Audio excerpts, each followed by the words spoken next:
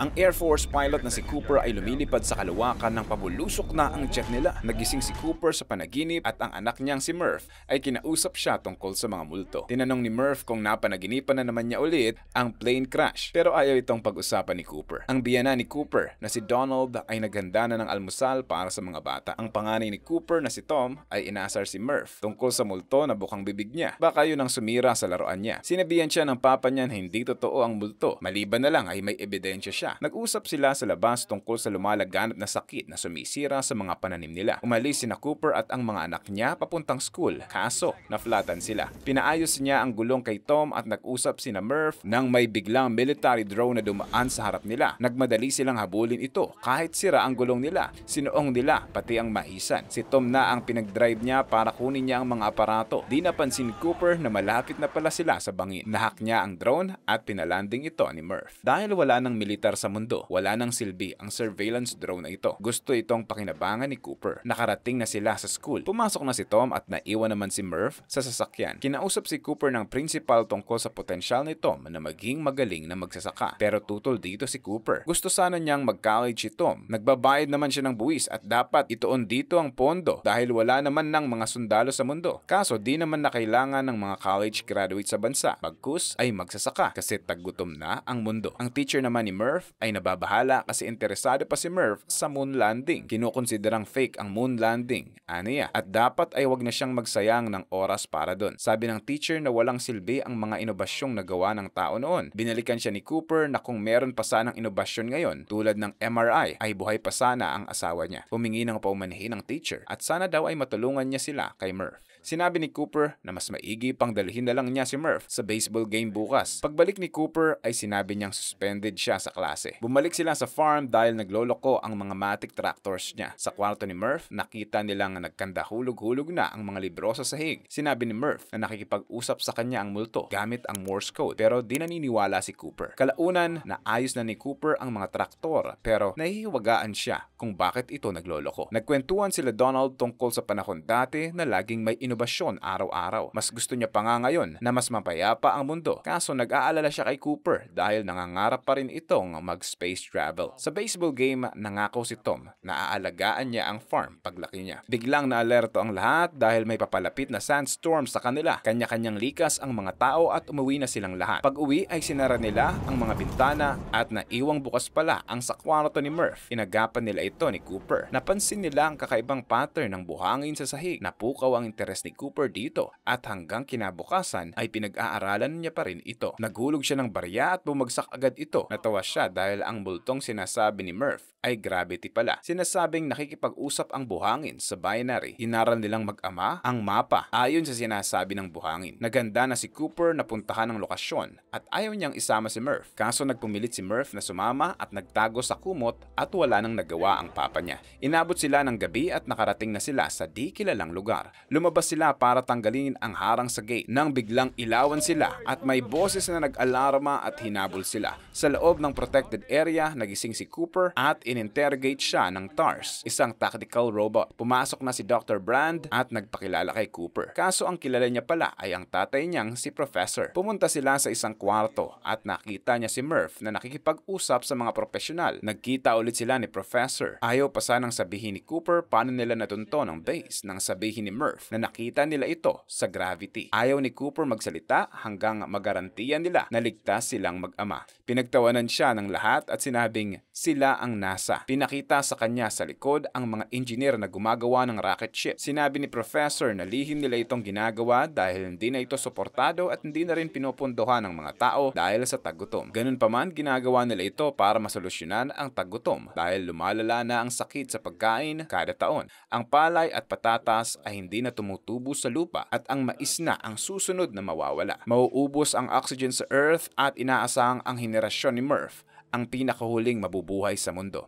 Di na umaasa ang NASA na iligtas ang mundo, kundi plano na nila itong iwan. Pinakilala na sa kanya ang Project Endurance na pinakahuling ship para sa Lazarus Missions. Ang Lazarus Missions ay ang huling pag-asa ng mundo para makahanap pa ng habitable planet tulad ng Earth. Pagkatapos ng maraming pagkumbinsi, pumayag na si Cooper na maging piloto ng Project Endurance. para iligtas ang mga anak niya at ang sangkatauhan. Sa conference room, ipinaliwanag nila ang misyon na diskubre ng NASA na may wormhole malapit sa Saturn na papunta sa ibang galaxy. Iniisip nila na may mababait na nilalang o tinatawag nilang omnibenevolent beings ang naglagay nito para tulungan ng tao. 10 taon ang nakakaraan, nagpadala pala ang NASA ng 12 astronauts sa 12 na planeta. At 3 lang ang nagbalik ng transmission na pwedeng mabuhay sa planeta nila. Meron silang Plan A at Plan B.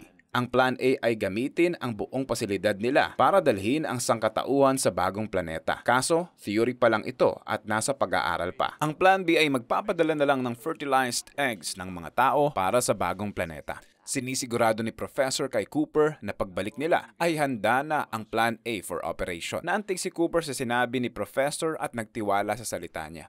Pagka-uwi nila, kinausap niya si Murph kaso nagtatampo na ito nang malamang iiwan niya sila. Kinausap siya ni Donald na matutupad na ang pangarap niya sa wakas. Sinabi ni Cooper na ang misyon ang natitirang pag-asa ng sangkatauhan. Oras na para lisanin nila ang mundo na unti-unti silang pinapatay. Kinaumagahan, nilambing niya si Murph bago umalis. Sinabi niya na para naman ito sa kanila ni Tom. Tutol dito si Murph at kinumbinsi siya dahil ang huling sinasabi ng multo ay stay. Di nakinig si Cooper at niyakap na lang siya ng mahigpit sa huling pagkakataon. Binigyan niya siya ng relo. Sinasabing mas mabagal ang oras sa space kaysa sa Earth at maaaring magkasing edad na sila pagbalik niya. Hinagis niya ito sa galit niya. Nagpaalam na si Cooper at nangakong babalik siya. Sa labas ay niyakap niya si Tom at pinapamana na ang truck sa kanya at binilin ang lahat ng responsibilidad. Sinilip niya pa rin ang kumot at wala doon si Murph. Pakalarga niya, sinubukan pa siyang habulin ni Murph pero huli na ang lahat. Nagsimula na ang countdown at makikita ang sobrang pagluha niya bilang mga huling sandali niya sa mundo. Lumipad na ang rocket kasama ang crew ni Cooper at si Tars at iniwan na ang Earth. Kasama niya si Brand, Doyle at Romilly at kinonekta na nila ang spacecraft nila sa Endurance Space Station para sa 2 taon na biyahe nila papuntang Saturn. Nagpaalam na si Professor sa kanila sa screen. Pinagmasda ni Cooper ang paglayo nila sa Earth. Naghahanda na sila para sa deep sleep sa chamber. Si Brand at Cooper naman ay pinag-uusapan ang 3 astronaut sa 3 planeta na posible nilang makita. Si Dr. Mann, Dr. Miller at Dr. Edmonds. Si Dr. Mann ang pinakamagaling sa kanila dahil siya ang naglakas loob para sundan siya ng lahat. Pumasok na sa chamber si Brand at nakipag-usap si Cooper kay Tars tungkol kay Brand kung may relasyon siya kay Dr. Edmonds. Tumanggi si Tars na sagutin dahil nakaprogram ito na huwag sabihin ang mga pribadong impormasyon. Nag-record na lang siya ng video message para magpaalam sa mga anak niya bago siya pumasok sa chamber. Samantala sa mundo naman ay binisita ni Professor ang pamilya ni Cooper at binigay ang video message nito pero hindi interesado si Murph. Kinausap ni Professor kung pwede niyang isama si Murph para mag-aral dahil may potential siya. Lumipas ang mga taon at malapit na sila sa Saturn. Nagising na si Cooper at pinanood ang mga mensahe ng pamilya niya. Kinausap niya si Romilly dahil medyo naninibago ito sa sitwasyon. Pinakalma siya ni Cooper at pinahiram ng earphones na ang tunog ay parang nasa Earth lang siya. Ilang sandali pa ay naghanda na silang lahat para pumasok sa wormhole. Pagkapasok nila sa wormhole ay bumulusok ng mabilis ang ship nila at nagkaroon ng distortion sa space na parang may nakikipagkamay kay Brand na ang duda nila ay ang omnibenevolent beings. Natahimik ang lahat at bumalik na sa dating takbo ang ship. Nag-usap-usap sila at napagdesisyonan na unahin ang planeta ni Dr. Miller. Nagplano sila ng maayos dahil ang 1 oras sa planetang ito ay 7 Earth years. Naganda na silang umalis at magpapaiwan si Romilly para pag-aralan ang ibang mga planeta at black hole. Nakaranas sila ng matinding turbulence pagpasok sa planeta. Malawak na karagatan ang tumambad sa kanila. Sa galing ni Cooper ay napalanding niya ang craft sa ibabaw ng tubig. Tumatakbo ang oras kaya kailangan nilang magmadali. Lumabas agad si Brand at Doyle para hanapin si Dr. Miller. Nakita na lang nila ang mga labi ng spacecraft ni Dr. Miller dahil nawasak na pala ito. Hinahanap nila ang data ni Dr. Miller kaso may malaking alon na kasing laki ng bundok ang paparating. Pinapasok na sila ni Cooper para makaalis na sila agad. Kaso nagmatigas si Brand na hanapin pa ang data nito. Naipit pa siya at na-delay ang pagpasok nila. Maabutan na sila ng alon at saktong naisara nila ang craft. Kaso, di na umabot si Doyle at nilamon ng alon. Napasok ng tubig ang ship.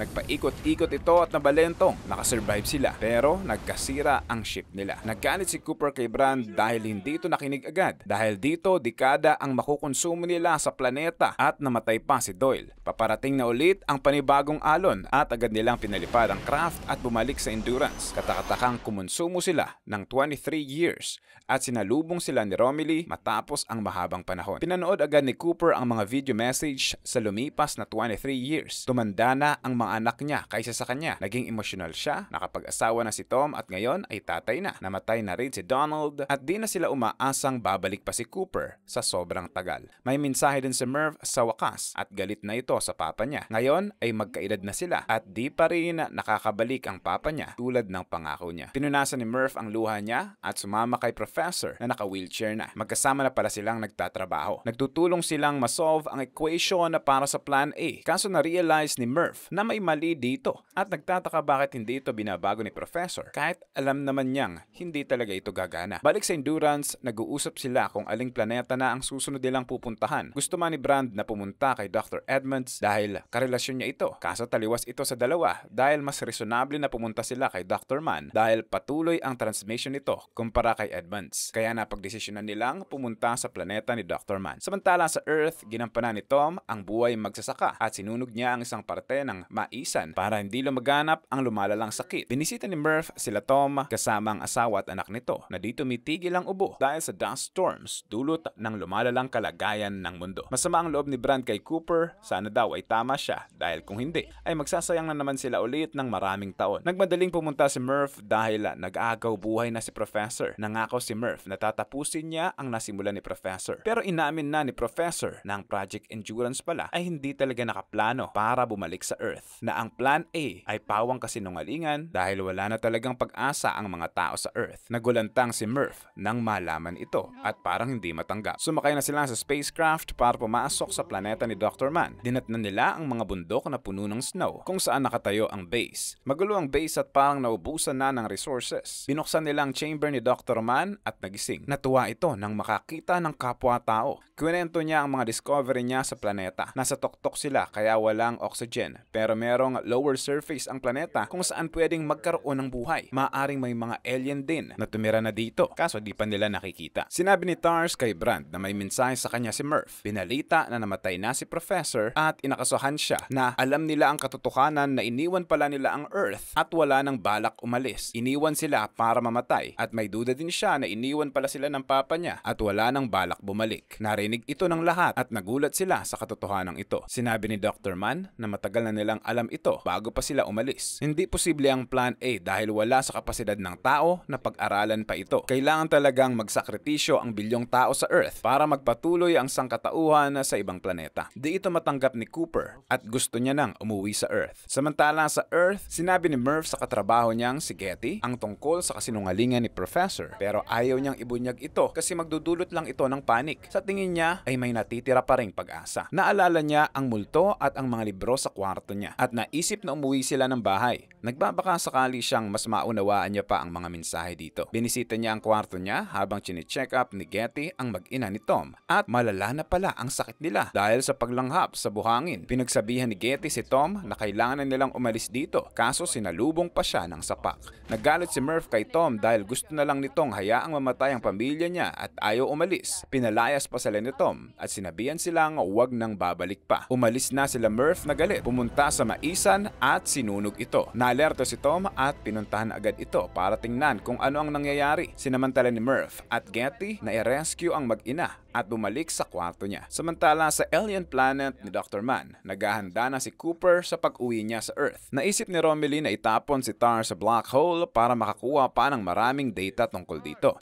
Si Mann at Cooper naman ay nagsama para maghanap ng posibleng pagpepwestuhan pa ng base. Nagkwentuhan silang dalawa tungkol sa survival instinct ng tao na naranasan nila. Bilang ama, lumalakas ang loob mo para sa mga anak mo. Nag-iiba na ang daloy ng usapan. Napunta sila sa may bangin at biglang tinanggal ni Mann ang transmission device ni Cooper at hindi makapag-communicate sa iba at tinulak niya ito sa bangin. Sinipa pa siya ni Mann pero hinila siya ni Cooper. Ayaw pala ni Mann na umalis si Cooper dala ang endurance ship dahil mas kailangan nila ito para para mabuhay. Inamin niya na pineke niya lang pala ang mga data at hindi talaga pwedeng mabuhay sa planetang yon. Naging makasarili si Man at gustong iligtas ang sarili niya kaysa matupad ang misyon nila. Naglaban ng dalawa, naipit na si Man at binasag nito ang helmet ni Cooper. Di tuloy siya makahinga. Iniwan niya na si Cooper at humingi ito ng tawad. Di makahinga ay gumapang si Cooper para makuha ang transmission device at tinawag agad nito si Brand. Lumipad agad si Brand papunta sa kanya para iligtas siya. Sinabi na niya kay Brand ang kasinungalingan ni Man, samantalang si Romilly naman ay nakita na ang anomalya sa robot ni Man nang bigla itong sumabog. Nang malaman ni Man nakaligtas si Cooper kasama na si Brand,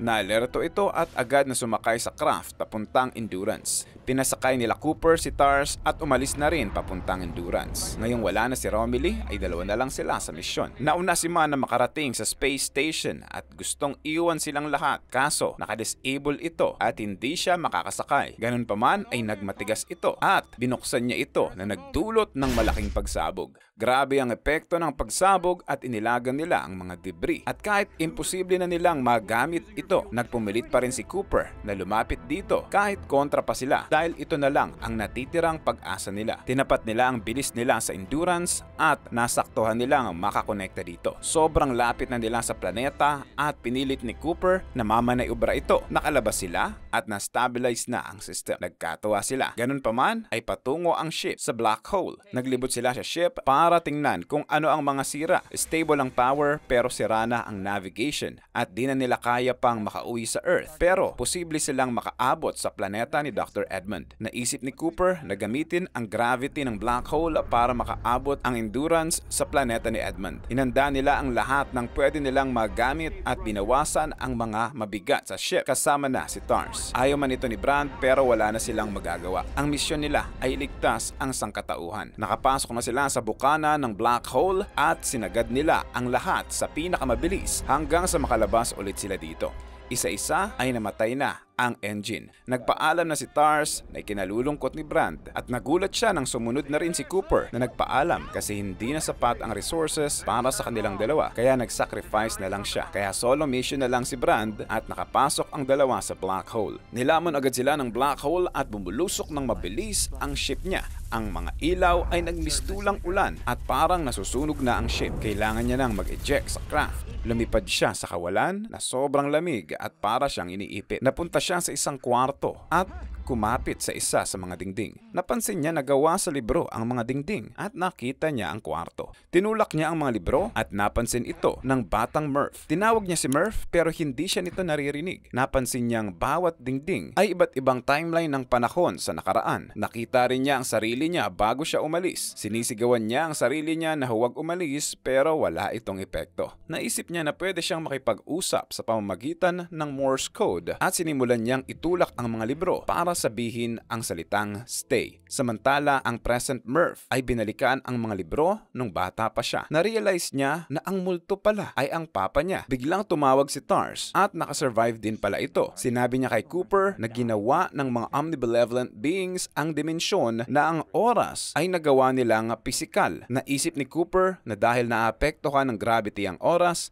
ay maaari niyang makausap si Murph. Napansin din ito ni Murph at umaasa sa papa niya na magbigay ng mensahe. Tinanong ni Cooper kay Tars kung ano ang coordinates ng NASA sa binary at pinadala niya ito sa kanyang past self. Natuwa si Cooper na pinili pala si Murph ng omnibenevolent beings para iligtas ang sangkatauhan. Naisip niya na pwede niyang magamit ang relong binigay niya kay Murph para magkausap sila. Nagkataon naman na tiningnan ni Murph ang relo niya at nakitang pumipitik ang kamay nito sa Morse code. Tuwang-tuwa ito at napayakap ito kay Tom at sinasabing nagtagumpay ang papa nila para iligtas sila. Pinadala ni Cooper ang quantum data kay Murph para malaman niya kung paanong maisasagawa ang Plan A. Sa tuwa niya ay nahalikan niya pa si Getty. Sinabi ni Tars na parang umepekto ang plano nila dahil nagsisimula ng magbago ang dimensyon at napagtanto nilang ang omnibenevolent beings pala na tinutukoy nila ay mga taong nabuhay sa malayong future na sa maraming inobasyon ay nakakagawa na ng multidimensional plane. Biglang nilamon si Cooper ng malakas na liwanag at nakitang kinakamayan niya si Bert. Brand. Ang braso niya pala ang nakita nilang distortion dati. Bigla na lang siyang nagising sa ospital na may mga tao. Tumingin-tingin siya sa paligid at nakitang nakatupi ang mundo. Sinabi ng doktor na nasa Cooper Station sila, malapit sa Saturn. Natuwa siya dahil pinangalan pa sa kanya ang estasyon. Natawa ang nurse. Pinangalan pala ito sa anak niya na nasa biyahe na at sabik na makita siya. Nakita niya ang pagbabago ng sangkatauhan sa paglalakbay sa paligid. Bumisita pa sila sa isang museo na pinapakita ang kabayanihan ni Cooper nung nasa Earth pa ito. Nakita niya rin si Tars at inayos niya ito. Pumasok si Cooper sa isang kwarto at nakita ang mga anak at mga apo ng matandang Murph. Sobrang ligaya ni Murph na makitang muli ang papa niya na tinupad ang pangako nito. Sinabihan niya ang papa niya na sundan si Brand na nag-iisa sa bagong planeta. Kalaunan ay naghanda na si Cooper at Tars para sa biyahe para makasama ulit nila si Brand. Sa madaling salita, ang omnibenevolent beings pala ay mga tao. Matapos ang ebolusyon at inobasyon ay kaya na nilang gumawa